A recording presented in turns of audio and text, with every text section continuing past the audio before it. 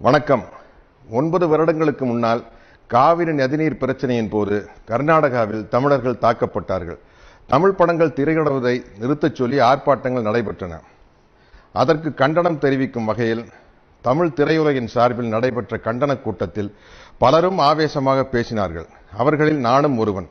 அதற்கு எதிர்வினையாக என்னுடைய கொடும்பாவி உருவ பொம்மைகள் கர்நாடகாவில் எரிக்கப்பட்டன. அதே வேளையில் கர்நாடகாவில் நடைபெற்ற ஆர்ப்பாட்டங்களில் கர்நாடகா திரைப்பட கலைஞர்களும் ஆவேசமாக பேசினார்கள்.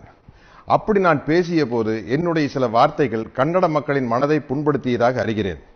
நான் கன்னட மக்களுக்கு எதிரானவன் அல்ல. அதற்கு உதாரணமே 35 வருடங்களாக என்னிடம் உதவியாளராக இருக்கும் திரு சேகர் என்பவரின் தாய்மொழி கன்னடம். கடந்த 9 வருடங்களில் பாகுபலி பாகம் 1 உட்பட நான் நடித்த சுமார் 30 திரைப்படங்கள் கர்நாடகாவில் வெளியாகியுள்ளன. எந்த பிரச்சனையும் எழவில்லை. சில கன்னட படங்களில் நடிக்கவும் என்னை அணுகினார்கள். நேரமின்மையால் நடிக்க இயலவில்லை.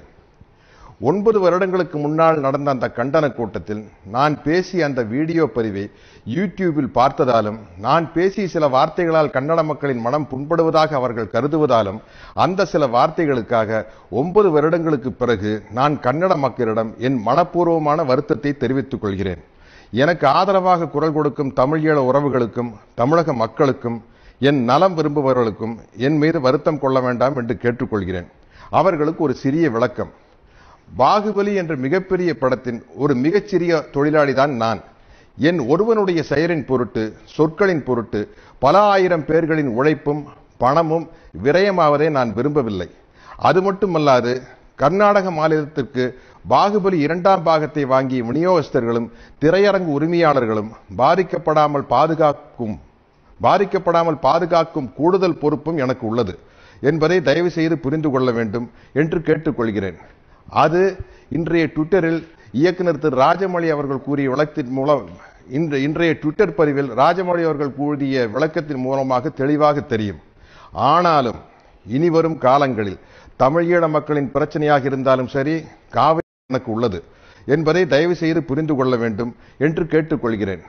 அது இன்றைய ட்விட்டரில் இயக்குனர் திரு ராஜமௌழி அவர்கள் கூறிய விளக்கத்தின் மூலம் இன்றைய ட்விட்டர் பதிவில் ராஜமௌழி அவர்கள் கூறிய விளக்கத்தின் மூலமாக தெளிவாக தெரியும்.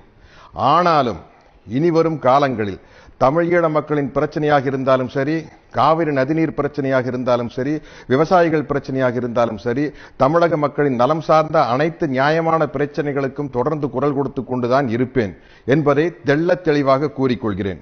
இப்படி நான் கூறுவதால், இந்த சத்யராஜை வைத்து படம் எடுத்தால் எதிர்காலத்தில் தொல்லைகள் வரும் என்று கருதும் தயாரிப்பாளர்கள் தயவு செய்து இந்த சாதாரண சின்ன நடிகனை தங்கள் படங்களில் ஒப்பந்தம் செய்ய வேண்டாம், என்னால் நஷ்டமடைய வேண்டாம் என்று மிகவும் தாழ்மையுடன் கேட்டுக்கொள்கிறேன்.